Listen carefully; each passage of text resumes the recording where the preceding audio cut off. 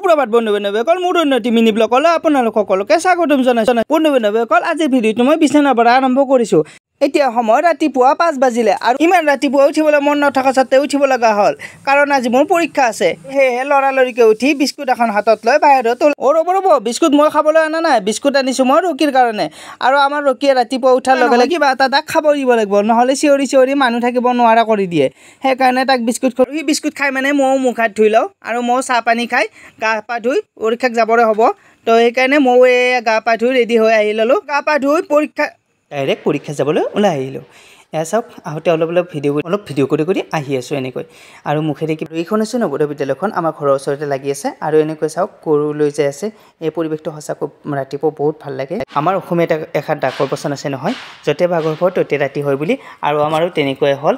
এইফালে অলৰেডি পৰীক্ষালৈ দেৰি হৈ গৈছে আৰু এইফালে চাওক ট্ৰেইনখন আহি আছে। এই বন্ধু-বান্ধৱীসকল মাজত ভিডিঅ' কৰা নহ'ল আৰু ডাইৰেক্ট ঘৰত আহি পালোঁ। ঘৰত এয়া ভাতৰ কাঁহীত ধৰিছোঁ। মায়ে কিবা কিবি বনাই থৈ গৈছিল, তাকে খালোঁ আহি। আৰু এইফালে পৰীক্ষাৰ পৰা আহোঁতে কমলা টেঙাৰ পুলি এটা লৈ আহিছিলোঁ। এয়া চাওক অলৰেডি 2টা কমলা লাগিলেই, দেখিছে? মোৰ ৰোৱাৰ লগে লগে কমলা এইফালে লাগিলেই। এইফালে চাওক আমাৰ ছটাদন। এয়া মা আজি ঘৰত নাই, যিহেতুকে বাহঁতৰ ঘৰত গ'ল। মই অকলে আছোঁ আৰু সি মোৰ লগ হ'বলৈ আহিছে। আৰু মই কিবা কাম কৰিছোঁ আৰু সি খোৱাৰ মাথা মাৰি আছে, মোবাইল লাগে তাক আৰু খাবলৈ যাব লাগে, তাকে কৈ আছে। মোৰ ওচৰৰে ঘৰত নাৰায়ণ পূজা আছিল। নাৰায়ণ পূজাৰ ভোগটো কাৰ প্ৰিয় কমেণ্ট কৰি জনাবচোন আপোনালোকে। মোৰ হ'লে বহুত প্ৰিয়, সেইটো কাৰণে পূজালৈকে যাওঁ। আৰু এটি নেক্সট ডে মই মৰ্ণিং গুৱাহাটী আহি পালোঁ।